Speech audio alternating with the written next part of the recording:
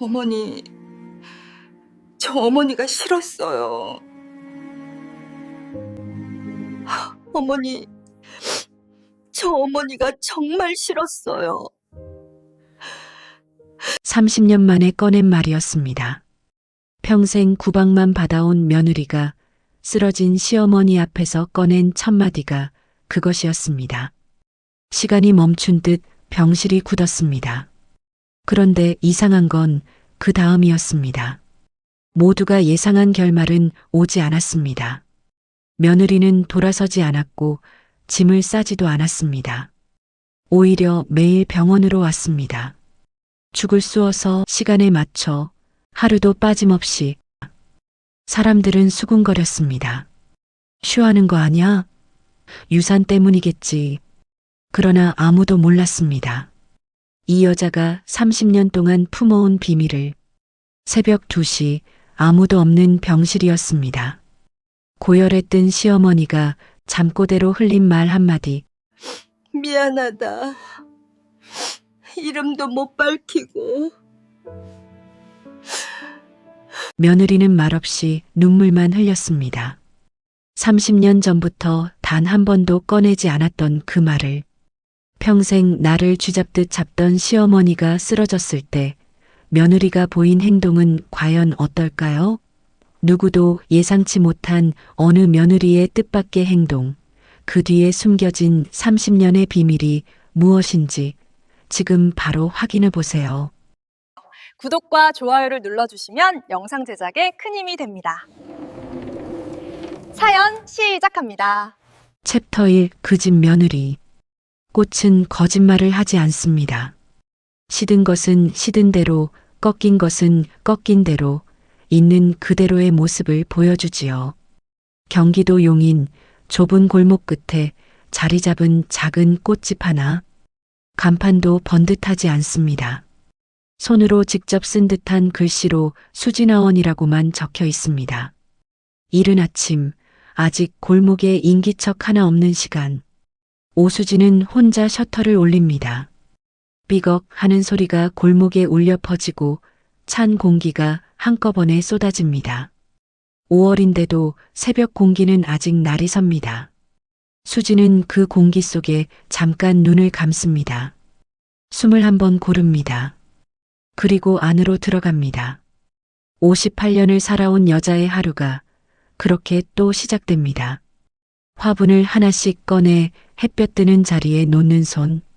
마디마디가 굵고 거칩니다. 어딘가 어울리지 않습니다. 꽃을 다루는 손치고는 너무 달아 있습니다. 손등에 오래된 흉터 하나가 있습니다. 흰색으로 바랜 그 흉터가 아침 햇살 아래서 유독 선명하게 드러납니다. 여러분, 우리 주변에 이런 분 꼭 한 분씩 계시지 않나요? 아무 말 없이 묵묵히 그냥 하루를 살아내는 사람. 누가 고생한다 알아주지 않아도, 누가 수고했다 말해주지 않아도 그냥 오늘 할 일을 오늘 다 해내고 자리에 눕는 사람. 오수진이 꼭 그런 여자입니다. 꽃집 단골인 김말순이 문을 열고 들어서는 건 늘 8시가 조금 넘어서입니다. 분식집을 하는 말순은 재료 손질 전 꼭 이 꽃집에 들렀다 갑니다. 20년 넘은 습관입니다. 야, 오늘도 갔다 왔어? 시어머니지? 말순이 묻습니다. 수지는 고개를 끄덕이며 장미줄기를 다듬습니다. 응. 밥은 차려드리고 왔지. 또 뭐라고 안 했어? 수지는 잠깐 손을 멈춥니다. 그리고 그냥 웃습니다. 말이 없는 그 웃음이 말수는 늘 마음에 걸립니다. 뭔가를 꾹 눌러 담은 사람의 웃음. 30년을 보아온 친구인데도 그 웃음이 때로는 낯설게 느껴질 때가 있습니다. 수진아원에는 늘 꽃 냄새가 납니다. 흙 냄새와 물 냄새가 섞인 살아있는 것들 특유의 냄새. 그 냄새가 좋아 들어왔다가 수진의 얼굴을 보고 발걸음이 느려지는 손님도 있습니다. 뭔가를 많이 참아온 사람의 얼굴. 설명하기 어렵지만 보면 압니다. 그런 얼굴입니다. 저녁이 되면 수진의 하루는 달라집니다. 꽃집 문을 닫고 장을 보고 반찬통을 챙겨 들고 걸어가는 길. 버스 2정거장 거리의 그 집. 15년 전에 시어머니 박점순이 혼자 들어가 살기 시작한 단독주택입니다. 대문을 열면 항상 특유의 냄새가 납니다. 오래된 나무와 습한 장판, 그리고 어딘가 묵은 한약 냄새. 현관문을 열기 전 수지는 꼭 한 번 숨을 고릅니다. 작은 의식처럼 문을 열면 기다렸다는 듯이 소리가 먼저 날아옵니다. 왜 이렇게 늦어? 현관에 들어서기도 전에 들리는 목소리. 박점순의 목소리는 80이 넘었어도 아직 또렷합니다. 전직 초등학교 교장 출신답게 사람을 꿰뚫는데 아직 망설임이 없습니다. 죄송해요, 어머니. 꽃집 정리하고 바로 왔는데. 바로 왔으면 이 시간이야? 다른 며느리들은 오후에 오던데. 수지는 아무 말하지 않습니다. 주방으로 들어가 가져온 반찬을 꺼내고 밥을 퍼서 상을 차립니다. 거실에선 남편 이태준이 TV를 보고 있습니다. 퇴직하고 2해째, 그는 그 소파에서 대부분의 하루를 보냅니다. 수진이 상을 들고 나와도 고개 한번 돌리지 않습니다. 어머니, 진지 드세요. 수진이 말합니다. 박점수는 상을 한번 훑어봅니다. 또 콩나물이야. 내가 콩나물 싫다고 몇 번을 말해. 어머니 무릎에 좋다고 해서요. 의사한테나 그 소리 들어. 나한테는 필요 없어. 수지는 그냥 수저를 놓습니다. 30년입니다. 이 상차림이 30년입니다. 저녁 9시가 넘어 다시 꽃집으로 돌아온 수지는 불도 켜지 않은 채 시든 꽃을 정리합니다. 어둠 속에서 손이 먼저 움직입니다. 다 꺾인 줄기를 추려내고 물을 바꾸고 내일 새벽 들어올 꽃들을 위한 자리를 만듭니다. 혼자서 말없이. 그러다 문득 작게 중얼거립니다. 꽃은 꺾여도 향기는 남더라. 누구한테 하는 말인지 모릅니다. 어쩌면 자기 자신한테 하는 말일지도 모릅니다. 어쩌면 30년 전에 자기 자신한테. 그날 밤 수진이 서랍 깊숙이 손을 넣어 꺼내 든 것이 있습니다. 낡고 빛바랜 봉투 하나. 겉면이 누렇게 바래 손때가 여러 겹 묻어 있습니다. 누군가 오래, 아주 오래 만졌다는 흔적. 수지는 그것을 열지 않습니다. 그냥 한참을 바라봅니다. 그 봉투 안에 무엇이 들어있는 걸까요? 30년을 버텨온 이 여자가 단 한 번도 버리지 못한 것. 그것이 무엇인지 아직은 알 수가 없습니다. 챕터 2. 독한 여자의 집. 세상에는 2종류의 강한 여자가 있습니다. 자신이 강하다는 걸 아는 여자. 그리고 강한 척하지 않으면 무너질 것 같아서 평생 강한 척만 해온 여자. 박점수는 어느 쪽일까요? 용인 동네에서 점순 여사로 불린 지 40년이 넘었습니다. 초등학교 교장으로 정년 퇴직한 뒤에도 그 칭호는 사라지지 않았습니다. 경로당에서도 제일 상석에 앉고 동네 대소사에도 꼭 한마디를 보탭니다. 틀린 말을 하는 게 아닙니다. 오히려 맞는 말을 합니다. 그러나 그 맞는 말이 유독 날카롭고 유독 남는 상처가 깁니다. 박점순이 며느리를 처음 본 날을 기억하는 사람이 아직 있습니다. 아들 태준이 데려온 25살의 오수진. 변변한 집안도 아니고 대학을 나온 것도 아니고 내세울 것이라곤 얼굴 하나뿐이라는 게 박점순의 첫 판단이었습니다. 우리 아들이 뭐가 아쉬워서. 처음부터 그 마음이었습니다. 처음부터. 그러나 아들이 좋다는데 어쩌겠습니까? 결혼은 허락했습니다. 대신 그날부터 수지는 박점순의 집에서 허락을 받아야 하는 사람이 되었습니다. 무엇을 먹을지, 무엇을 입을지, 어디에 돈을 쓸지, 심지어 어떻게 웃을지까지 모든 것에 박점순의 기준이 있었고 수지는 늘 그 기준에서 조금씩 모자랐습니다. 여러분, 이런 시어머니 혹시 아십니까? 때리는 것도 아닙니다. 큰 소리로 욕을 하는 것도 아닙니다. 그냥 말로 합니다. 표정으로 합니다. 밥상머리에서의 짧은 한마디, 명절 때 친척들 앞에서의 슬쩍 던지는 비교, 손주 앞에서 태연하게 꺼내는 망신, 칼이 없어도 사람을 뵐 수 있다는 걸 오래 살다 보면 알게 됩니다. 30년 동안 수진이 맞은 건 그런 것들이었습니다.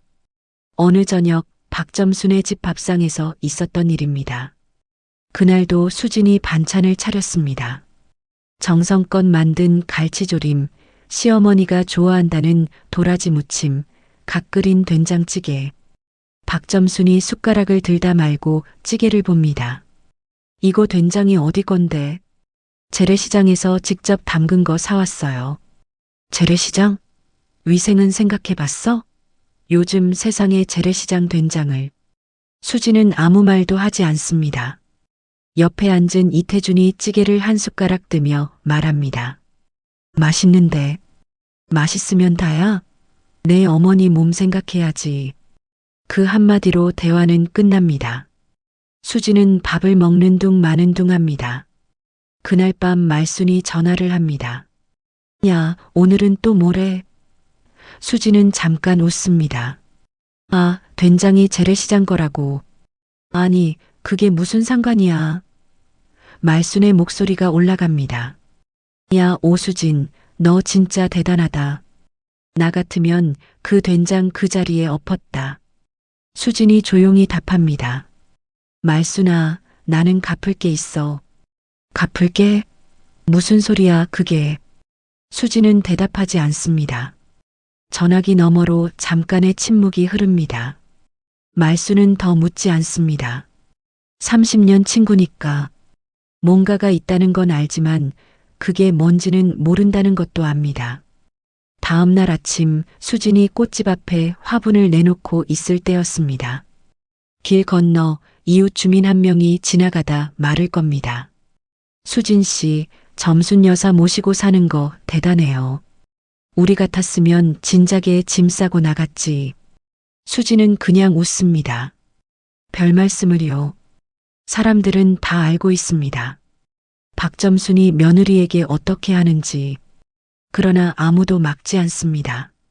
어디서든 강한 사람이 이기는 법이고 박점순은 늘 강했으니까.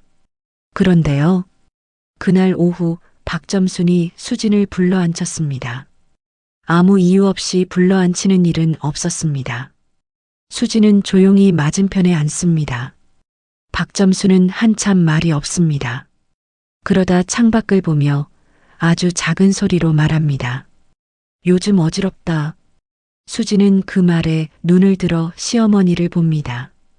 80이 넘은 얼굴, 늘 꼿꼿하게 세우고 있던 어깨가 오늘따라 조금 내려가 있습니다.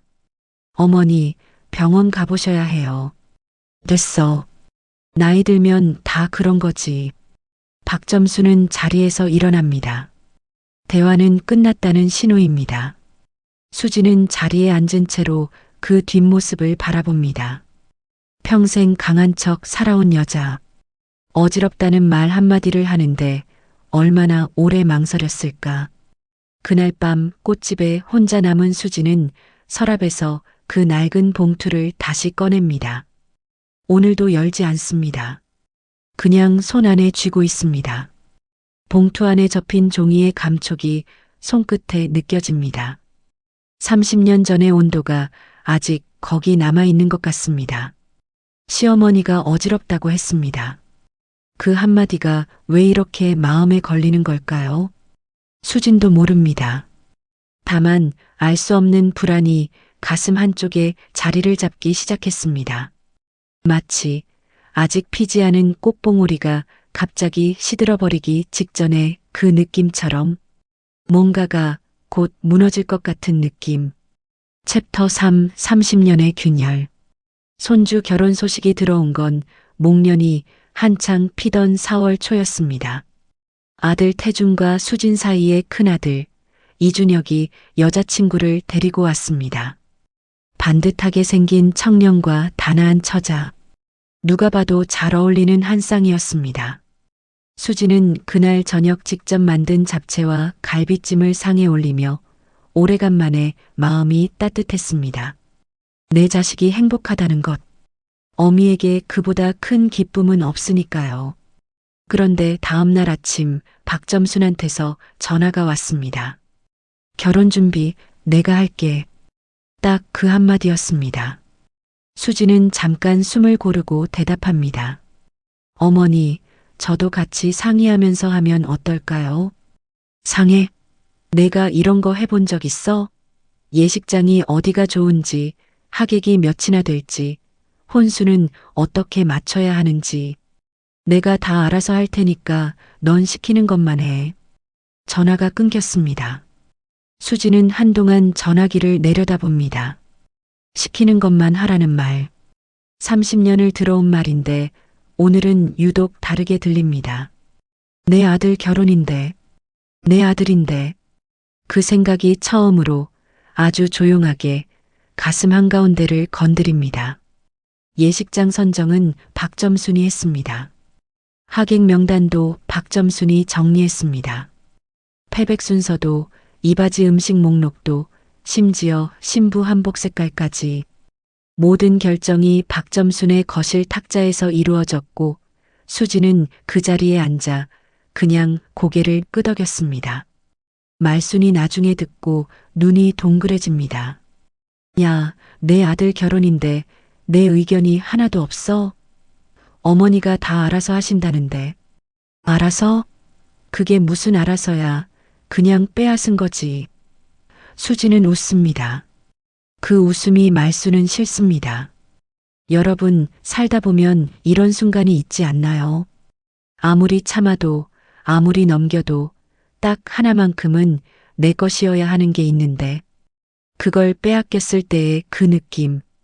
억울함이라고 하기엔 너무 조용하고 슬픔이라고 하기엔 너무 단단한 그 감정. 결정적인 날은 예식장 첫 미팅이 있던 토요일이었습니다. 수진이 준비한 게 있었습니다. 아들 결혼식 웨딩꽃 장식안. 꽃집을 20년 넘게 해온 사람답게 직접 스케치하고 꽃 이름과 배치까지 손으로 써내려간 기획안이었습니다. 흰 작약과 라넌큘러스를 중심으로 계절꽃을 곁들인 내추럴한 구성. 화려하지 않지만 오래 보아도 질리지 않는 것. 수진이 고른 꽃들은 늘 그랬습니다. 예식장 담당자가 기획안을 보며 엄지를 세웠습니다. 어머, 직접 하셨어요? 요즘 트렌드랑 딱 맞는데요. 수진이 조심스럽게 아들한테 내밀었습니다. 준혁아, 엄마가 한번 해보고 싶어서. 어때? 준혁이 환히 웃으며 기획안을 들여다보는 바로 그 순간이었습니다. 박점순이 옆에서 슬쩍 기획안을 가져갑니다. 훑어봅니다. 그리고 탁자 위에 내려놓습니다. 촌스럽네. 딱 두 글자였습니다. 예식장 담당자가 굳습니다. 준혁이 굳습니다. 수진도 굳습니다. 박점순은 태어납니다. 요즘 결혼식이 어떤지 알아? 다들 유럽풍으로 하는데 이게 뭐야? 꽃시장 진열대야? 담당자가 어색하게 웃으며 끼어들려 하자 박점순이 손을 졌습니다. 됐어요. 우리가 알아서 할게요. 그 순간 수진의 눈이 흔들렸습니다. 티가 나지 않게 딱 한 번만. 그러나 말순이 나중에 들었을 때 가장 마음 아팠다는 그 장면. 수진이 기획안을 접어서 조용히 핸드백 안에 넣는 그 손이 잠깐 떨렸다는 것. 이태주는 그 자리에서 아무 말도 하지 않았습니다. 30년 동안 늘 그래왔듯이 돌아오는 차 안에서 수지는 창밖만 봅니다. 봄이 한창인 가로수가 스쳐 지나갑니다. 흰 꽃들이 바람에 흔들립니다. 수진의 눈에서 무언가가 맺힐 듯 하다가 그냥 사라집니다. 참은 겁니다. 30년 동안 익혀온 기술로. 그날 저녁 말순이 전화를 합니다. 수진한테서 이야기를 다 듣고 한동안 말이 없습니다. 그러다 터뜨립니다. 야, 오수진. 너 진짜 사람이야? 나 같으면 그 자리에서 뒤집었다.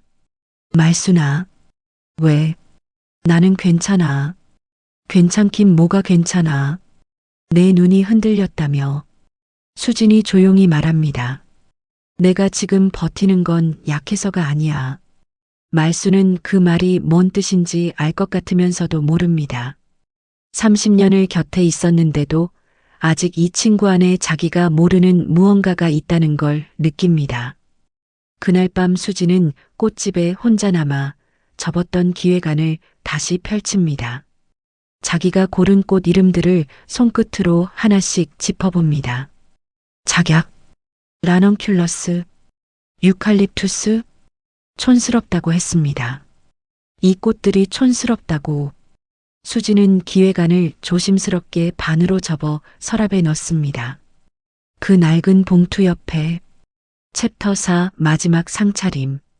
어지럽다는 말을 처음 꺼낸 날로부터 꼭 열흘이 지났습니다. 박점수는 그 사이 그 말을 다시 꺼내지 않았습니다. 수진도 먼저 묻지 않았습니다. 그냥 그 말이 두 사람 사이에 조용히 가라앉아 있었습니다. 그런데 27일 화요일 저녁이었습니다. 수진이 반찬을 차려놓고 설거지를 막 끝내던 참이었습니다. 박점순이 주방 입구에 서 있었습니다. 평소와 다른 모습이었습니다. 늘 허리를 꼿꼿이 세우고 다니던 분이 그날은 문틀에 손을 짚고 있었습니다. 수진아. 이름을 부른 겁니다. 이름을. 30년 동안 박점순이 수진의 이름을 부른 게 손에 꼽힐 정도입니다. 대부분은 야, 이봐, 거기, 그것도 아니면 그냥 아무 말 없이 눈짓이었으니까. 수진이 행주를 내려놓고 돌아봅니다. 어머니, 왜요? 박점순이 잠깐 눈을 내리깔았다가 다시 펴니다. 요즘 머리가 많이 무거워. 어제는 혼자 계단 내려오다가 잠깐 벽을 짚었어. 수지는 그 말을 듣고 속으로 심장이 내려앉는 걸 느낍니다. 그러나 겉으로는 조용합니다. 어머니, 그러시면 병원 가셔야 해요. 내일이라도 같이 가요. 병원은 싫어. 가면 뭐가 나온다고. 나이 탓이겠지. 나이 탓이라도 확인을 해보셔야죠. 됐다고. 박점순이 돌아섭니다. 대화 끝. 늘 그런 식입니다. 문을 열어주는 듯 하다가 딱 한 발짝 앞에서 도로 닫아버립니다. 수지는 한참 그 뒷모습을 봅니다. 80이 넘은 어깨. 오늘따라 그 어깨가 작아 보입니다. 여러분, 평생 강한 사람이 처음으로 작아 보이는 순간이 있습니다. 그 순간이 이상하게도 무섭습니다. 미웠던 사람이 작아지는 게 왜 두려운 건지 설명하기 어렵지만 알 것 같은 그 감정. 그날 밤 수지는 남편 태준에게 먼저 말을 꺼냈습니다. 오랜만의 일이었습니다. 여보, 어머니 병원 모셔가야 할 것 같아요. 요즘 어지러우시다고. 이태준이 TV 채널을 돌리며 대답합니다. 어머니가 괜찮다잖아. 괜찮다고 하셔도 계단에서 벽을 짚으셨대요. 에이, 나이 드시면 다 그렇지. 당신이 너무 예민한 거야. 수지는 잠깐 남편을 봅니다. 이 남자의 얼굴을 30년째 보고 있습니다. 결혼할 때는 눈빛이 따뜻한 남자라고 생각했습니다. 지금도 나쁜 남자는 아닙니다. 그냥 아무것도 하지 않는 남자입니다. 나쁜 것보다 더 오래가는 상처가 그겁니다. 아무것도 하지 않는 것. 수지는 더 말하지 않습니다. 다음 날 혼자 약국에 가서 혈압 측정기를 삽니다. 그 다음 날 시어머니 집에 가서 조용히 꺼냅니다. 어머니, 그냥 혈압만 한번 재봐요. 병원은 안 가도 되니까. 박점수는 한동안 그 기계를 바라보더니 말없이 팔을 내밉니다. 수진이 커플을 감아드립니다. 기계가 작동하는 동안 두 사람은 아무 말도 하지 않습니다. 결과가 뜹니다. 수진이 숫자를 봅니다. 표정이 굳습니다. 수축기 혈압 167. 어머니, 이거 많이 높아요. 꼭 가보셔야 해요. 박점순이 팔을 거두며 말합니다. 알겠어. 생각해 볼게. 생각해 볼게. 그 말이 얼마나 오래 걸리는지 수지는 압니다. 그러나 더 몰아붙이면 오히려 역효과가 납니다. 이 여자를 30년 봐왔으니까. 꽃집으로 돌아온 수지는 오래된 서랍을 열었습니다. 그 낡은 봉투를 꺼냅니다. 오늘은 조금 오래 들고 있었습니다. 봉투 안에 종이가 오래되어 뻣뻣해진 감촉이 손끝에 전해집니다. 30년이 지나도 버리지 못한 것. 30년이 지나도 열어볼 때마다 가슴이 먹먹해지는 것. 수진이 봉투를 가만히 가슴에 댔다가 내립니다. 시어머니가 어지럽다고 했습니다. 혈압이 높습니다. 병원은 안 가겠다고 합니다. 아들은 괜찮다고 합니다. 이 집에서 걱정하는 사람은 또 수진 혼자입니다. 그날 밤 잠이 오지 않았습니다. 꽃집 천장을 바라보며 수진은 생각합니다. 만약에 시어머니가 쓰러지면 그 뒷감당은 누가 할까? 아들이 할까? 시누이들이 달려올까? 아니면 또 나일까? 그 생각이 무섭지 않다고 하면 거짓말입니다. 그런데 그보다 더 무서운 생각이 그 다음에 따라왔습니다. 쓰러지시기 전에 내가 한 번이라도 그 말을 들을 수 있을까? 그 말. 30년 동안 단 한 번도 듣지 못한 말. 수진도 자기가 뭘 바라는지 정확히 모릅니다. 다만 그 봉투를 서랍에 다시 넣으면서 손이 잠깐 머뭇거렸습니다. 내일 아침에도 이 봉투는 여기 있을 겁니다. 그리고 모레도. 그런데 시어머니는 과연 내일도 괜찮으실까요? 챕터 5 쓰러진 날. 새벽 4시 57분이었습니다. 수진의 휴대폰이 울렸습니다. 꽃집 쪽방 작은 침대에서 막 잠이 든 참이었습니다. 화면에 뜬 이름은 이태준. 잠결에 받았다가 첫 마디를 듣는 순간 잠이 확 달아났습니다. 어머니가 쓰러지셨어. 목소리가 흔들리고 있었습니다. 수지는 이불을 걷어내며 일어납니다. 어디요? 지금 어디 계세요? 집에서. 구급차 불렀어. 빨리 와. 전화가 끊겼습니다. 수지는 옷을 걸치며 발에 신발을 끼웠습니다. 손이 조금 떨렸습니다. 문을 열고 나오니 바깥 공기가 차갑고 날카로웠습니다. 4월 새벽의 공기. 어둠 속에서 골목길을 뛰었습니다. 아직 가로등 몇 개만 켜진 거리. 자신의 발소리만 들렸습니다. 뛰면서 수지는 이상하게도 한 가지 생각만 했습니다. 혈압이 167이었다는 것. 그때 더 강하게 말했어야 했다는 것. 억지로라도 모시고 갔어야 했다는 것.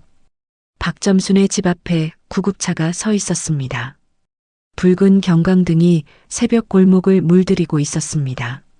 현관 안으로 들어서자 구급대원 2명이 들 것을 준비하고 있었고 이태준은 벽에 기대어 얼굴이 하얗게 질려 있었습니다. 바닥에는 박점순이 누워 있었습니다. 평생 꼿꼿하게 앉아있던 그 몸이 거실 바닥에 작게 누워 있었습니다. 눈은 반쯤 뜬 채로 의식이 흐릿한 상태였습니다. 수지는 그 자리에서 한 박자 멈췄습니다. 딱 1초. 그리고 구급대원에게 다가갔습니다. 어떻게 된 거예요? 의식은요? 지금 뇌졸중 초기 의심입니다. 빨리 이송해야 합니다. 어느 병원이에요? 용인 세브란스로 갑니다. 알겠어요. 제가 따라갈게요. 구급대원이 들것을 들어 올리는 순간 박점순의 손이 허공에서 움직였습니다. 뭔가를 잡으려는 것 같았습니다. 수진이 그 손을 잡았습니다. 차가웠습니다. 놀랄 만큼 차가웠습니다. 평생 그 손이 무서웠습니다. 그런데 지금 그 손이 이렇게 차갑습니다.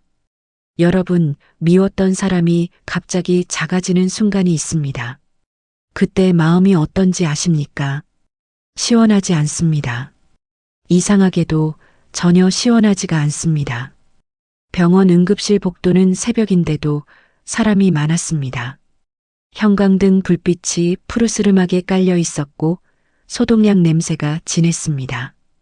박점수는 안쪽으로 실려 들어갔고 수진과 태주는 복도 의자에 앉아 기다렸습니다. 태주는 고개를 숙인 채로 두 손을 무릎에 올려놓고 있었습니다. 아무 말도 하지 않았습니다. 수진도 말하지 않았습니다. 1시간쯤 지났을까요? 동네 사람들 연락이 닿기 시작했습니다. 박점순과 같은 경로당을 다니는 분들, 이웃 주민들, 몇몇이 병원으로 왔습니다. 복도가 조금 소란스러워졌습니다. 그 사람들의 시선이 수진에게 쏠렸습니다. 다들 같은 생각을 하고 있다는 걸 수진은 압니다. 말하지 않아도 압니다. 살다 보면 그런 시선이 있습니다. 불쌍하다는 것도 아니고 안 됐다는 것도 아닌 이제 됐겠다는 그 시선. 잠시 후 그 시선 중 하나가 목소리가 되었습니다. 옆에 앉은 이웃 주민이 수진의 어깨를 두드리며 속삭였습니다. 수진 씨, 이제 좀 자유롭겠네요. 그렇게 구박을 받았는데 수진은 그 말을 들었습니다.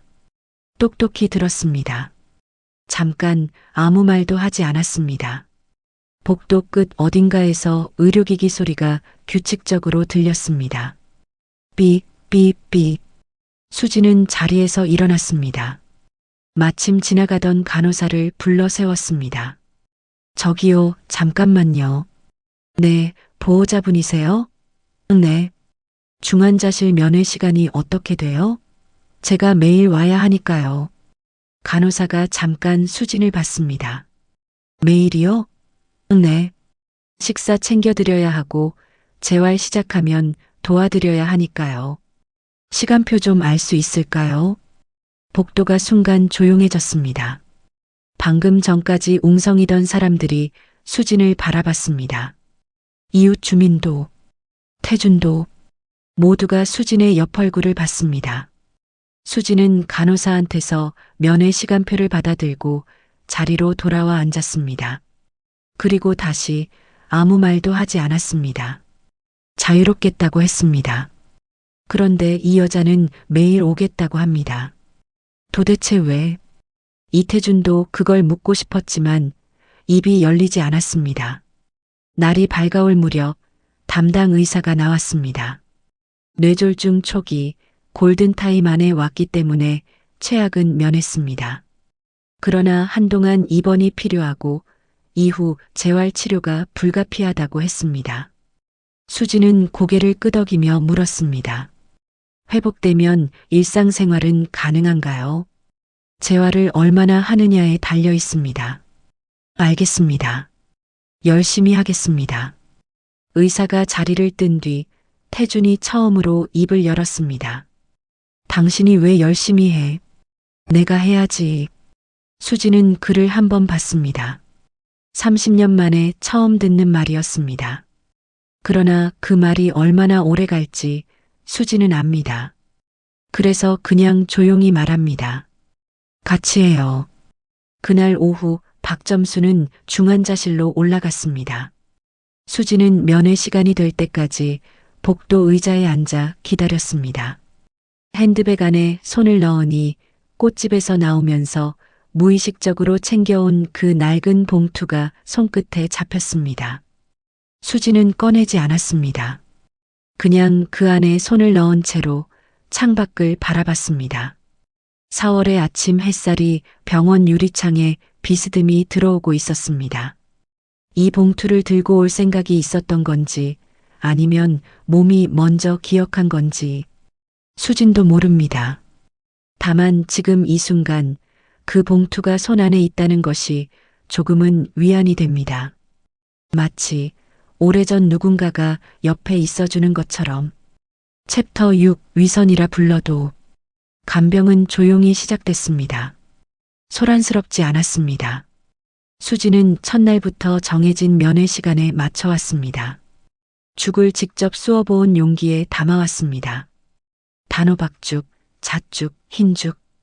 어머니가 그나마 넘기기 쉬운 것들로 혈압약 복용 시간을 간호사와 맞춰 확인하고 욕창이 생기지 않도록 자세를 바꿔드리는 방법을 배웠습니다.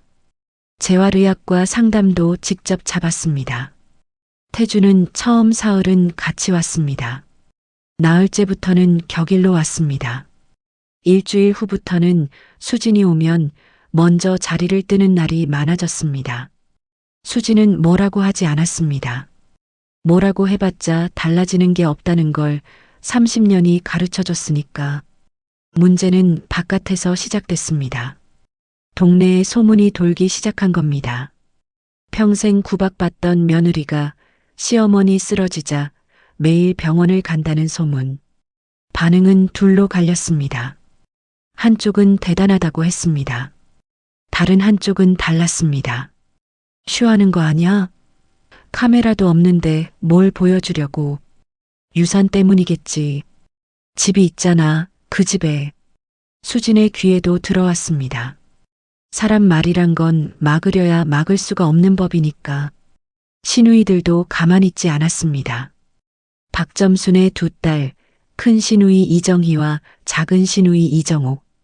지방에 살면서 명절에나 올라오던 분들이 이번엔 부랴부랴 올라왔습니다. 그리고 병실에서 수진을 보자마자 의심의 눈초리를 보냈습니다. 복도에서 둘이 속닥이는 소리가 들렸습니다. 올케가 저렇게 나오는 거 나는 이상해. 엄마한테 그렇게 당하고도. 글쎄 말이야. 혹시 집 노리는 거 아냐? 수진은 들은 척하지 않았습니다. 병실로 들어가 박점순의 이불 끝을 여몄습니다. 여러분, 선한 일을 해도 의심받는 날이 있습니다. 그 의심이 사방에서 쏟아질 때 사람이 어떻게 버티는지 아십니까? 버티는 게 아닙니다. 그냥 계속하는 겁니다. 남이 뭐라고 하든 내가 해야 하는 일을 오늘도 하는 것. 그게 수진의 방식이었습니다. 박점수는 의식이 돌아온 지 사흘째 되던 날 처음으로 말을 했습니다. 혀가 아직 조금 굳어 있었습니다. 발음이 뭉개졌습니다. 그래도 알아들을 수 있었습니다. 수진이 죽을 가져다 숟가락을 들어드리려는 순간 박점순이 눈을 뜨고 수진을 봤습니다. 그리고 말했습니다. 왜 왔어? 수진은 숟가락을 내리지 않았습니다. 밥 드셔야 하니까요. 누가 오래? 어머니가 드셔야 하니까 제가 온 거예요. 어머니가 부른 게 아니라. 박점수는 더 말하지 않았습니다. 수진이 내미는 숟가락을 거부하지도 않았습니다. 그냥 눈을 감았습니다. 두 사람 사이에 30년의 침묵이 흘렀습니다. 죽 한 그릇을 다 비우는데 20분이 걸렸습니다. 수진은 서두르지 않았습니다. 박점순도 뱉어내지 않았습니다. 그게 전부였습니다. 그런데 그게 이상하게 아팠습니다. 말순이 어느 저녁 병원 입구에서 수진을 기다리고 있었습니다. 분식집 마감을 일찍 하고 온 모양이었습니다. 둘이 병원 앞 벤치에 나란히 앉았습니다. 차가운 바람이 불었습니다. 말순이 먼저 입을 열었습니다. 야, 사람들이 뭐라고 하는지 알아? 알아. 쉬한다고. 유산 때문이라고. 그런 소리 들으면서도 계속 올 거야? 수진이 잠깐 하늘을 봤습니다. 응? 왜? 긴 침묵이 흘렀습니다. 가로등이 하나씩 켜지기 시작했습니다. 수진이 조용히 말했습니다. 나도 몰라, 말순아. 내가 왜 이러는지. 근데 안 올 수가 없어. 말순이 수진을 봤습니다. 30년 친구의 얼굴을 봤습니다. 지쳐 있었습니다. 하지만 흔들리지 않았습니다. 꺾이지 않은 사람의 얼굴이 어떤 건지 말순은 그 얼굴로 처음 알았습니다. 야, 남들이 뭐라든 너는 오라. 수진이 웃었습니다. 그 웃음이 이번엔 아프지 않았습니다. 시누이들이 돌아가던 날이었습니다. 큰 시누이 정희가 병원 복도에서 수진을 붙잡았습니다. 옳게, 나는 솔직히 말할게요. 좋게 보이려고 이러는 거면 그냥 그만해요. 우리 엄마 재산이 탐나는 거면 변호사 얘기 미리 해두는 게 낫고. 수진은 정의를 받습니다. 화가 나지 않았냐면 거짓말입니다. 치밀어 오르는 게 분명히 있었습니다. 그런데 그 밑에 더 단단한 무언가가 있었습니다. 수진이 말했습니다. 형님, 저는 어머니 재산에 관심 없어요. 집도 형님들이 가져가셔도 됩니다. 저는 그냥 제가 해야 하는 일을 하는 거예요. 해야 하는 일? 그게 무슨 뜻이에요? 수진은 대답하지 않았습니다. 돌아서서 병실로 들어갔습니다. 그 등을 보며 정희는 오래 서 있었습니다. 뭔가가 걸렸습니다. 저 여자가 저렇게 말하는 데는 이유가 있을 것 같다는 느낌. 그런데 그 이유를 자기는 모른다는 느낌. 그날 밤 수진이 병실 의자에 앉아 박점순의 잠든 얼굴을 보고 있었습니다. 모두가 잠든 시간. 복도에서 희미한 기계 소리만 들렸습니다. 박점순의 얼굴이 잠들어 있으면 달라 보입니다. 힘을 다 빼고 나면 80 넘은 노인의 얼굴이 됩니다. 억세지도 않고 날카롭지도 않은 그냥 오래 살아온 사람의 얼굴. 수진은 핸드백 안에서 그 낡은 봉투를 꺼냈습니다. 이번엔 병실 불빛 아래서 오래 들여다봤습니다. 봉투 겉면에 적힌 글씨는 없습니다. 그냥 낡은 흰 봉투. 그런데 수진은 이것만 보면 압니다. 30년 전 그 밤을, 병원 원무과에서 받은 전화를, 그리고 그 돈이 누구한테서 왔는지 알게 됐던 그 순간을. 박점순이 잠결에 작게 신음을 냈습니다. 수진이 일어나 이불을 여몄습니다. 봉투를 다시 핸드백에 넣었습니다. 창밖에 밤이 깊었습니다. 이 봉투 안의 비밀을 아는 사람은 지금 이 세상에 단둘입니다. 한 명은 지금 잠들어 있고 한 명은 지금 그 옆을 지키고 있습니다. 그런데 박점수는 과연 알고 있을까요? 며느리가 그 사실을 알고 있다는 것을 30년 동안 단 한 번도 말하지 않은 채로 알고 있었다는 것을, 그리고 그 비밀이 이제 곧 이 두 사람 사이에서 꺼내질 날이 다가오고 있다는 것을. 챕터 7. 30년 전 그날 밤.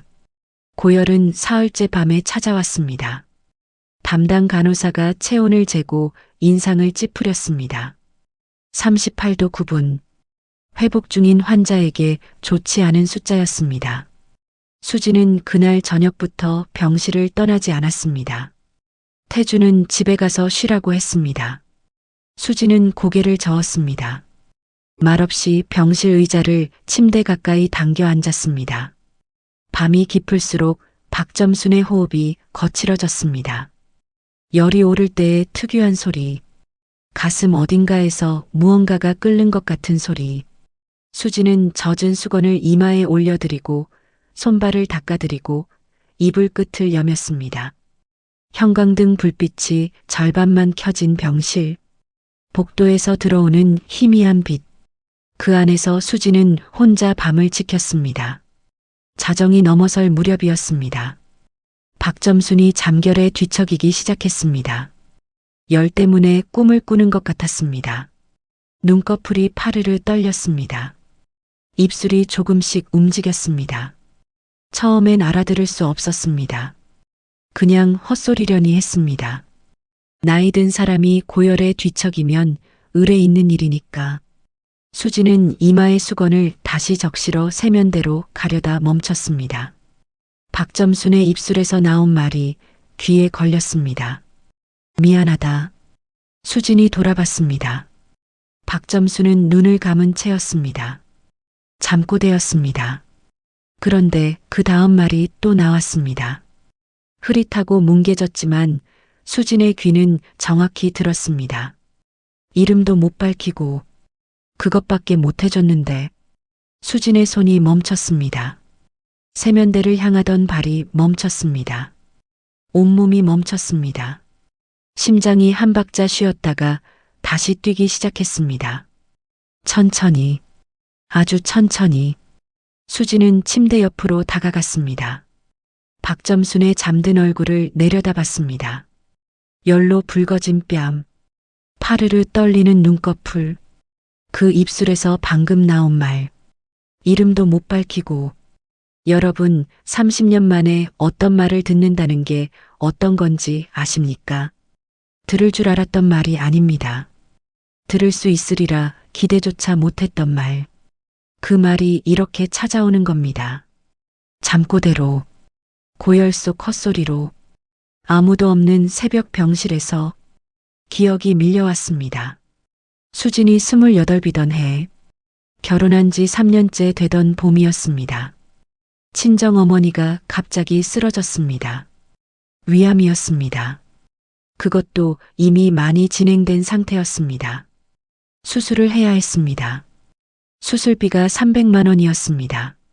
지금으로 치면 몇 배는 될 돈. 젊은 부부에게는 없는 돈이었습니다. 수지는 사방을 뛰어다녔습니다.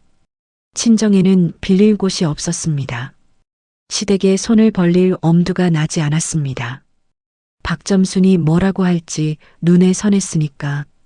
집안도 변변치 않다고 이미 말을 들었는데 거기에 돈까지 빌리러 간다는 건 수진으로서는 생각도 할 수 없는 일이었습니다. 수술 전날 밤 수진은 병원 복도 바닥에 앉아 울었습니다. 소리도 내지 못하고 입을 틀어막고 그렇게 울다가 지쳐 잠이 들었습니다. 그리고 다음 날 아침 원무과에서 연락이 왔습니다. 보호자분, 입금 확인됐습니다. 네, 300만 원 입금됐어요. 익명으로요. 수술 진행하셔도 됩니다. 수지는 그 자리에서 멍하니 섰습니다. 익명, 누군지 모른다고 했습니다. 수지는 그날 엄마 수술을 마치고 회복실 앞에서 다시 울었습니다. 이번엔 다른 눈물이었습니다. 그로부터 몇 달이 지났습니다. 우연이었습니다. 완전한 우연. 시댁 서랍을 정리하다 영수증 뭉치 사이에서 낡은 이체 확인서 하나를 발견했습니다.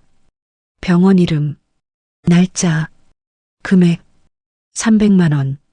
보내는 사람 이름이 없었습니다. 그러나 통장 번호가 적혀 있었습니다. 수지는 그 번호를 알고 있었습니다. 박점순이 쓰는 통장이었습니다. 손이 떨렸습니다. 숨을 참았습니다. 그 종이를 제자리에 놓고 서랍을 닫았습니다. 아무 일도 없었던 것처럼. 그리고 그날부터 30년 동안 단 한 번도 그 얘기를 꺼내지 않았습니다. 현재로 돌아왔습니다.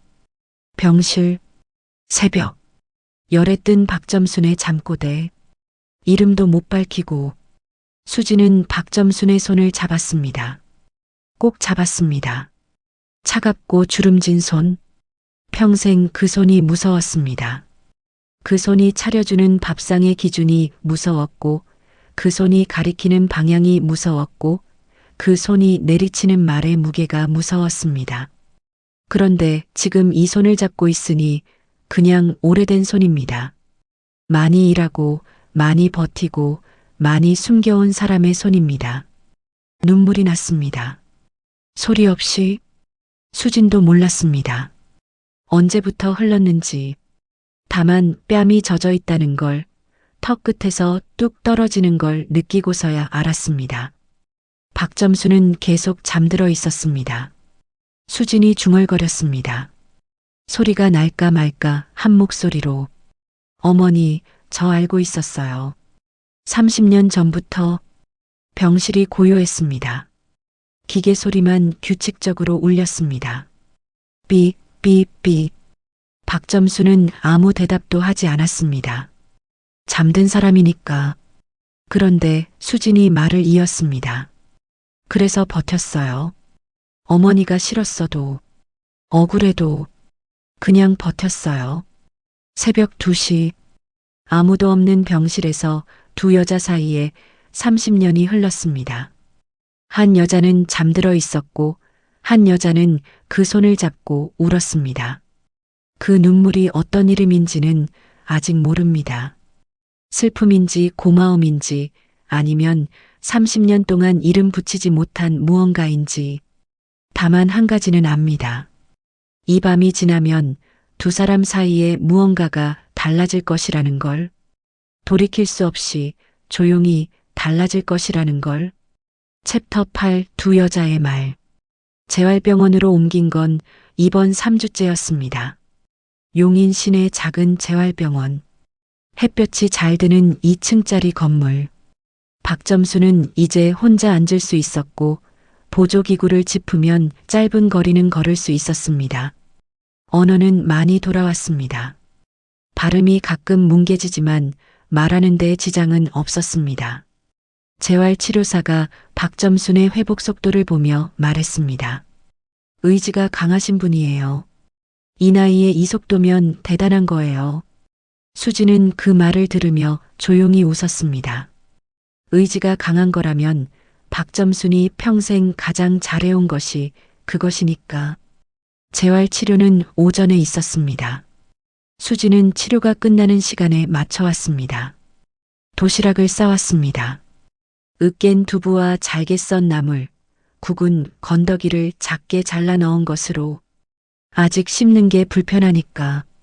박점수는 수진이 펼쳐놓는 도시락을 말없이 봤습니다. 먹었습니다. 뭐라고 하지 않았습니다. 고맙다고도 하지 않았습니다. 그냥 먹었습니다. 그것만으로도 예전과는 달라진 것이었습니다. 봄이 깊어지고 있었습니다. 병원 창밖으로 연두빛 나뭇잎들이 하루가 다르게 진해졌습니다. 수지는 어느 날 꽃 한 다발을 들고 왔습니다. 작은 꽃들이었습니다. 화려하지 않은 흰 소국과 연보라, 라벤더, 초록 유칼립투스. 병실 창가 작은 화병에 꽂아두었습니다. 박점순이 그 꽃을 봤습니다. 한동안 봤습니다. 말이 없었습니다. 그러다 창밖을 향한 채로 물었습니다. 아주 조용하게, 거의 혼잣말처럼. 너 알고 있었어?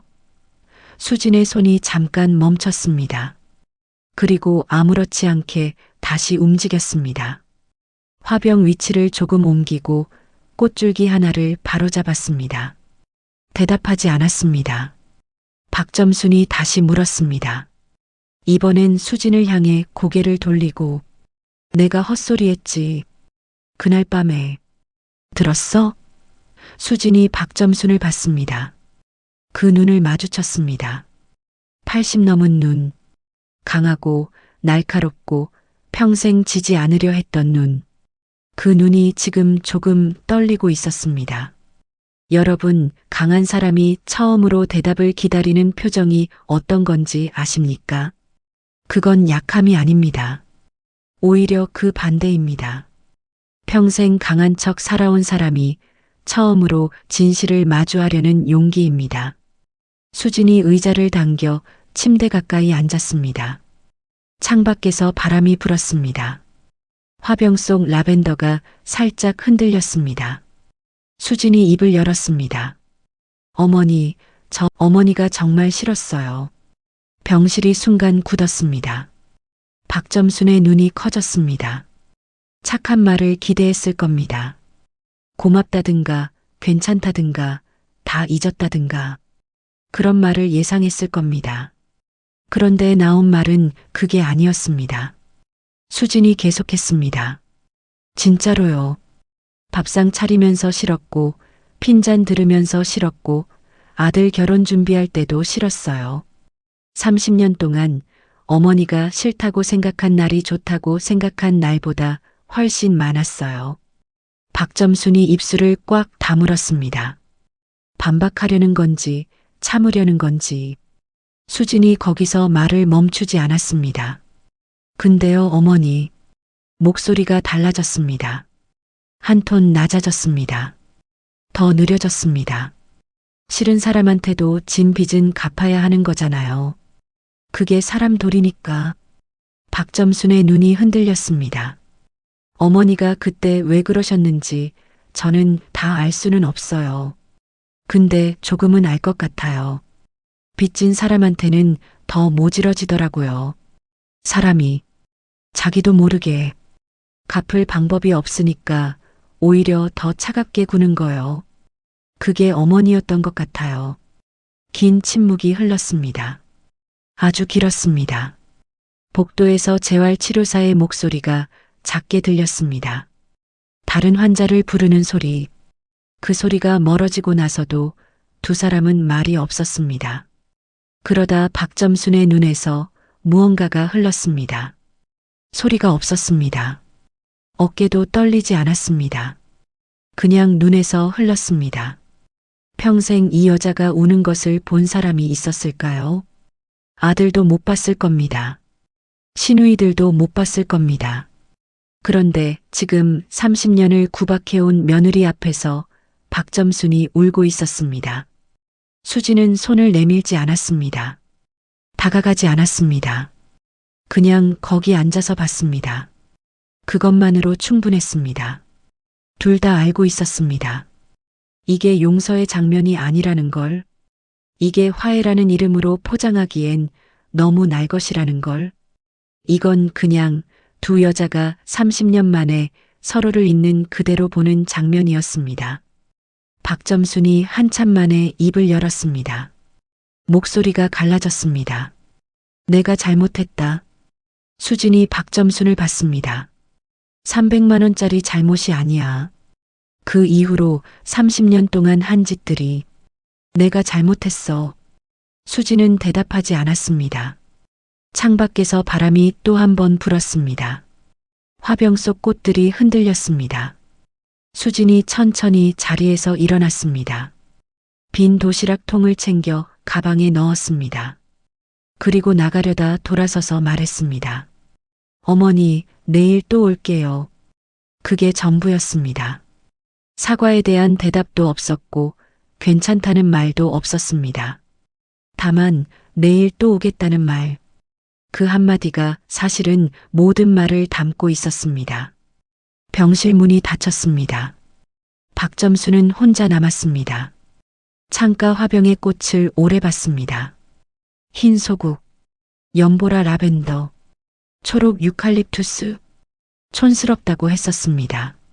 한때 아들 결혼 예식장에서 그 꽃들을 고른 여자한테 박점수는 눈을 감았습니다. 뺨에 아직 눈물 자국이 남아 있었습니다. 닦지 않았습니다. 그냥 뒀습니다. 오래, 아주 오래 참아온 것이 내려가는 느낌이 들었습니다. 이상하게 시원하지 않았습니다. 오히려 더 아팠습니다. 그런데 그 아픔이 이상하게 싫지 않았습니다. 마치 오래 굳어있던 것이 처음으로 풀리는 느낌처럼. 그날 저녁 퇴근하듯 병원을 나온 수지는 꽃집 앞 골목길에 잠깐 서 있었습니다. 혼자 가로등 불빛 아래 핸드백 안에 손을 넣었습니다. 그 낡은 봉투가 잡혔습니다. 오늘은 꺼내지 않았습니다. 그냥 손 안에 쥐었습니다. 그리고 처음으로 생각했습니다. 이 봉투를 이제 열어도 될 것 같다고. 아직은 아닙니다. 아직 한 가지가 남아 있습니다. 그 봉투 안에 든 것을 두 사람이 함께 볼 수 있는 날. 그날이 오면 비로소 이 이야기는 끝이 날 것입니다. 그런데 그 봉투 안에는 도대체 무엇이 들어있는 걸까요? 30년 동안 수진이 단 한 번도 버리지 못한 것. 그것이 무엇인지 이제 곧 알게 됩니다. 챕터 9 어머니라는 이름. 퇴원 날은 5월 끝자락이었습니다. 아카시아 꽃이 지고 난 자리에 초록이 짙어지는 계절. 병원 현관 앞에 이태준이 차를 대고 기다리고 있었습니다. 시누이 정희도 내려왔습니다. 작은 시누이 정옥도 왔습니다. 오랜만에 가족이 한자리에 모인 모양새였습니다. 박점수는 보조기구 없이 걸을 수 있게 됐습니다. 천천히 조심스럽게, 그러나 스스로. 재활치료사가 배웅하며 말했습니다. 어르신, 정말 열심히 하셨어요. 오래 사셔야 해요. 박점순이 짧게 고개를 끄덕였습니다. 칭찬에 감사 표현을 잘 못하는 사람. 30년을 봐왔으니 수진은 압니다. 차에 오르기 전 박점순이 수진을 봤습니다. 말은 없었습니다. 눈빛만 잠깐. 수진도 말하지 않았습니다. 그냥 차 문을 열어드렸습니다. 집으로 돌아오는 차 안에서 정희가 분위기를 띄우려 이런저런 말을 했습니다. 정옥도 맞장구를 쳤습니다. 태주는 운전하며 가끔 맞장구를 쳤습니다. 박점수는 조수석에 앉아 창밖을 봤습니다. 수지는 뒷좌석에서 무릎 위에 손을 얹고 마찬가지로 창밖을 봤습니다. 두 사람이 같은 방향을 보고 있었습니다. 봄이 여름으로 넘어가는 길목의 풍경, 초록이 저렇게 진해지기까지 얼마나 많은 날들이 필요했을까. 집 앞에 차가 섰습니다. 박점순이 문을 열고 내리다 멈췄습니다. 대문 옆 화단, 거기에 꽃이 심겨 있었습니다. 병원에 있는 동안 누군가 새로 심은 것이었습니다. 흰 꽃들이 줄을 맞춰 피어 있었습니다. 소박하고 단정했습니다. 박점순이 한동안 그 꽃들을 봤습니다. 발이 거기서 멈춰 있었습니다. 정희가 먼저 들어가다 돌아봤습니다. 어머니, 안 들어오세요? 박점순이 수진한테 물었습니다. 뒤를 돌아보지 않고 누가 심었어? 수진이 대답했습니다. 제가요. 박점순이 더 묻지 않았습니다. 꽃을 한 번 더 보다가 대문 안으로 들어갔습니다. 수진은 그 뒷모습을 보며 잠깐 거기 서 있었습니다. 여러분, 고마운 마음을 표현하지 못하는 사람이 있습니다. 평생 그렇게 살아와서 어떻게 하는 건지 모르는 사람. 그 사람이 말 대신 발을 멈추는 것으로, 고개를 돌리는 것으로, 눈빛 하나로 무언가를 전하려 할 때, 그걸 알아챌 수 있는 사람만이 그 마음을 받을 수 있습니다. 수지는 알아챘습니다. 30년 동안 이 여자를 봐왔으니까. 그날 밤이었습니다. 모두가 자리를 잡고 난 뒤 정희와 정옥이 내일 내려간다며 일찍 잠자리에 들었습니다. 태준도 피곤하다며 방으로 들어갔습니다. 수진이 부엌을 정리하고 있는데 거실 쪽에서 발소리가 났습니다. 나와보니 이태준이 서 있었습니다. 잠옷 차림으로 평소와 다른 표정이었습니다. 뭔가를 오래 마음에 담아두다가 겨우 꺼내려는 사람의 얼굴. 그가 수진 앞에 섰습니다. 그리고 천천히 무릎을 꿇었습니다. 수진이 굳었습니다. 여보. 태준의 목소리가 흔들렸습니다. 미안해. 30년 동안 당신 옆에 없었어. 어머니하고 당신 사이에서 나는 늘 없는 사람이었어. 알면서도 못했어. 미안해. 수지는 행주를 내려놨습니다. 남편을 내려다봤습니다. 이 남자의 무릎 꿇는 모습을 30년 만에 처음 봤습니다. 결혼식 날 이후로 처음이었습니다.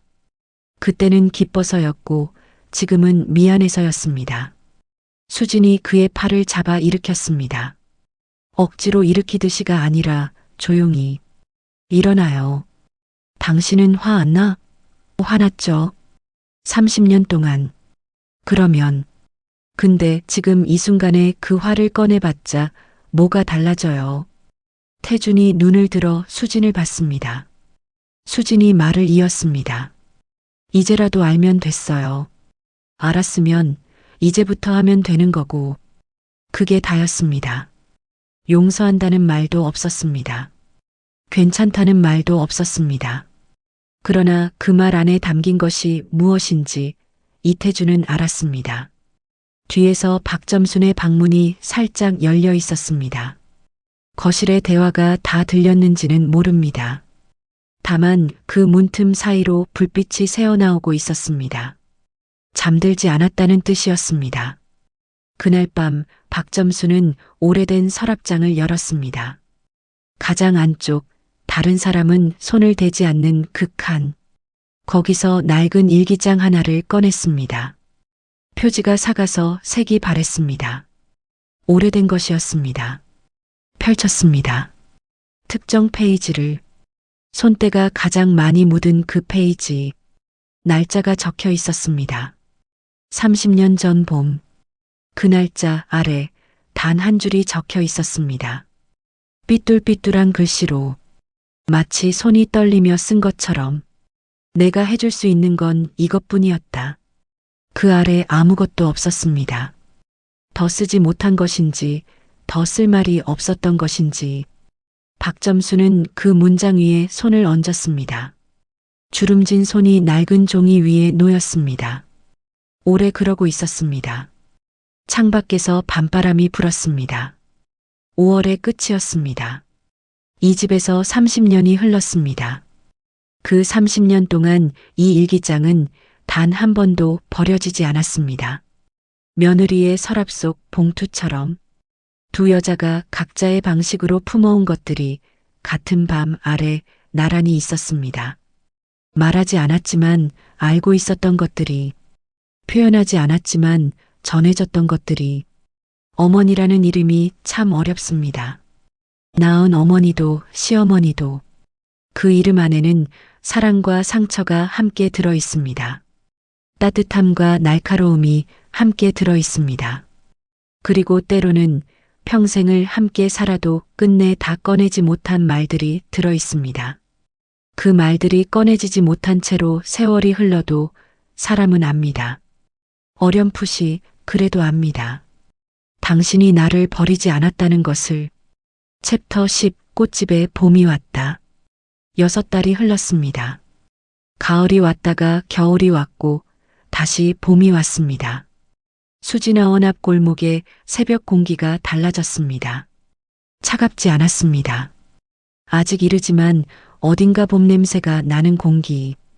수진이 셔터를 올리는 소리가 골목에 울렸습니다. 삐걱. 늘 그 소리입니다. 그러나 오늘은 그 소리가 조금 다르게 들렸습니다. 수진도 몰랐습니다. 다만 셔터를 올리고 안으로 들어서면서 오랫동안 하지 않았던 행동을 했습니다. 콧노래. 아주 작게, 무슨 노래인지도 모르는 채로 그냥 목 안에서 흘러나오는 소리. 꽃들이 자리를 잡고 있었습니다. 튤립, 작약, 프리지아. 봄에 오는 것들이 다 왔습니다. 수진이 하나씩 자리를 잡아주면서 생각했습니다. 이 꽃들이 이 자리에 오기까지 얼마나 긴 겨울을 버텼을까. 꽃이라는 게 따뜻한 데서만 피는 게 아닙니다. 긴 겨울을 지나야 봄에 필 수 있습니다. 찬 땅 속에서 버텨야 제대로 피어납니다. 말순이 들어온 건 8시가 조금 넘어서였습니다. 변함없이 20년 넘은 습관. 야, 오늘 안색이 좋네. 말순이 들어서자마자 말했습니다. 수진이 웃었습니다. 그래. 응, 뭔가 달라졌어. 얼굴이. 수진은 대꾸 없이 꽃줄기를 다듬었습니다. 말순이 카운터에 기대어 팔짱을 꼈습니다. 어머니는 요즘 어때? 많이 좋아지셨어. 지난주부터 혼자 산책도 나가신대. 진짜? 대단하시다. 응. 독한 분이니까. 말순이 수진의 얼굴을 봤습니다. 독하다는 말을 하면서 웃고 있었습니다. 밉다는 게 아니었습니다. 어떤 면에서는 닮았다는 말 같았습니다. 그 둘이 닮았다는 생각을 말순은 처음으로 했습니다. 독하게 버텨온 것이 닮았다고. 여러분, 오래 살다 보면 미운 사람이 어느 순간 낯설지 않게 느껴지는 때가 있습니다. 닮아서가 아닙니다. 서로를 너무 오래 봐서입니다. 오래 보면 압니다. 저 사람도 나처럼 버텨왔구나. 저 사람도 나처럼 말하지 못한 게 많구나. 그걸 알게 되는 순간 미움이 완전히 사라지는 건 아닙니다. 그러나 미움 옆에 다른 무언가가 자리를 잡습니다. 이름 붙이기 어려운 무언가가. 오후가 기울 무렵이었습니다. 꽃집에 손님이 뜸한 시간. 수진이 내일 들어올 꽃 목록을 적고 있는데 문 쪽에서 인기척이 났습니다. 고개를 들었습니다. 박점순이었습니다. 지팡이를 짚고 혼자였습니다. 수진이 자리에서 일어났습니다. 놀랐지만 표정을 숨겼습니다. 어머니, 어떻게 여기까지 걸어왔어? 두 정거장이 뭐가 멀어? 박점순이 꽃집 안을 둘러봤습니다. 천천히, 처음 와보는 사람처럼. 사실 처음이었습니다. 30년 동안 한 번도 오지 않은 곳이었습니다. 며느리가 꽃집을 한다는 걸 알았지만 온 적이 없었습니다. 박점순의 눈이 화분에서 꽃다발로, 꽃다발에서 벽에 걸린 작은 화환으로 천천히 움직였습니다. 그러다 멈췄습니다. 카운터 옆 선반 위에 작게 꽂아둔 꽃에서 흰 소국과 라벤더, 재활병원 병실에 수진이 가져다 준 것과 같은 꽃이었습니다. 수진이 물었습니다. 뭐 드릴까요, 어머니? 앉으세요. 안 앉아도 돼. 꽃 하나만 줘. 어떤 거요? 박점순이 잠깐 꽃들을 봤습니다. 그러다 말했습니다. 내가 골라줘. 수진은 잠시 박점순을 봤습니다. 내가 골라줘. 30년 동안 들어본 적 없는 말이었습니다. 박점순에게 선택을 맡기는 일은 없었습니다. 언제나 자기가 결정했고 언제나 자기 기준이 옳았습니다. 그 여자가 지금 며느리한테 골라달라고 합니다. 수진이 돌아서서 꽃들을 봤습니다. 오래 보지 않았습니다. 바로 손이 갔습니다. 작고 소박한 흰 꽃 한 송이. 이름은 헬리오트로프. 오래된 꽃입니다. 화려하지 않습니다. 그러나 향기가 깊습니다. 멀리서는 잘 보이지 않는데 가까이 가면 향이 납니다. 수진이 그 꽃을 작은 포장지에 싸서 내밀었습니다. 박점순이 받아들었습니다. 꽃을 보다가 향을 맡았습니다. 잠깐 눈을 감았습니다. 그리고 지팡이를 짚으며 돌아섰습니다. 나가다가 문 앞에서 멈췄습니다. 돌아보지 않고 말했습니다.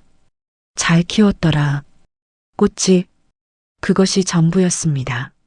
문이 열리고 박점순이 나갔습니다. 골목으로 천천히 걸어가는 뒷모습. 지팡이 소리가 골목 바닥에 규칙적으로 울렸습니다. 수지는 그 모습이 골목 끝에서 사라질 때까지 보고 있었습니다. 잘 키웠더라, 꽃집. 그 한마디가 공기 중에 남아 있었습니다. 칭찬을 잘하지 못하는 여자가 평생 처음으로 건넨 말. 꽃집에 대한 말인지 다른 무언가에 대한 말인지 수지는 알았습니다. 둘 다라는 걸. 수진이 카운터로 돌아가 핸드백을 열었습니다. 그 낡은 봉투를 꺼냈습니다. 오늘따라 망설임이 없었습니다. 봉투를 열었습니다. 안에 든 것은 종이 한 장이었습니다. 30년 전 병원 원무과에서 입금 확인이 됐다는 연락을 받고 수진이 직접 뽑은 이체 내역서. 보내는 사람 이름 없음. 금액 300만 원. 날짜. 그것만 있는 종이였습니다. 수진이 그 종이를 오래 봤습니다. 그리고 천천히 반으로 접었습니다. 다시 한번 접었습니다. 일어나서 꽃집 뒤편 작은 화분 옆에 놓인 조그만 항아리 뚜껑을 열었습니다. 안에 종이를 넣었습니다. 그리고 뚜껑을 덮었습니다. 버린 게 아닙니다. 서랍 속에서 항아리 속으로 자리를 옮긴 겁니다. 이제 이것은 짐이 아닙니다. 30년을 버텨낸 이유의 증거입니다. 버릴 수 없는 것이 아니라 버리지 않아도 되는 것입니다. 말순이 저녁 무렵 다시 들렀습니다. 분식집 마감하고 오는 길이었습니다. 야, 오늘 점순 여사 여기 왔다며. 옆집 사람이 봤다고. 수진이 웃었습니다. 응? 뭐래? 꽃 하나 가져가셨어. 말순이 눈이 동그래졌습니다. 한동안 말이 없다가 물었습니다. 야, 오수진. 너 이제 어때? 수진이 꽃집 앞 화단에 물을 주며 대답했습니다. 봄이 늦게 오면 꽃이 더 오래 가더라고. 말순이 그 말을 들었습니다. 뭔 뜻인지 딱 알았습니다. 30년 친구니까. 둘이 한동안 말없이 있었습니다. 골목에 저녁빛이 깔렸습니다. 꽃집 앞 화단의 꽃들이 그 빛을 받았습니다. 흰 꽃들이 주황빛으로 물들었습니다. 수진이 물뿌리개를 내려놓고 화단을 바라봤습니다. 봄이 늦게 온 자리에 핀 꽃들이었습니다. 서두르지 않은 꽃들이었습니다. 찬 겨울을 다 견뎌낸 꽃들이었습니다. 그래서인지 유독 단단해 보였습니다. 유독 오래 갈 것 같았습니다. 인생사 참 알다가도 모를 일입니다. 평생 나를 쥐잡듯 잡던 사람이 어느 날 꽃 한 송이를 들고 나가고 30년을 버텨온 사람이 그 뒷모습을 보며 콧노래를 흥얼거립니다. 미움이 사라진 게 아닙니다. 상처가 없어진 게 아닙니다. 그냥 그 위에 다른 계절이 온 겁니다. 봄이 늦게 온 만큼 더 오래가는 봄이. 수진아원 앞 골목에 저녁이 내려앉았습니다. 꽃 냄새가 났습니다. 흙 냄새와 물 냄새가 섞인 살아있는 것들 특유의 냄새. 오늘도 이 골목은 그 냄새가 납니다. 내일도 날 겁니다. 그리고 모레도. 사연을 끝까지 시청해 주셔서 감사합니다. 공감 사연을 댓글로 남겨주시면 함께 응원하겠습니다.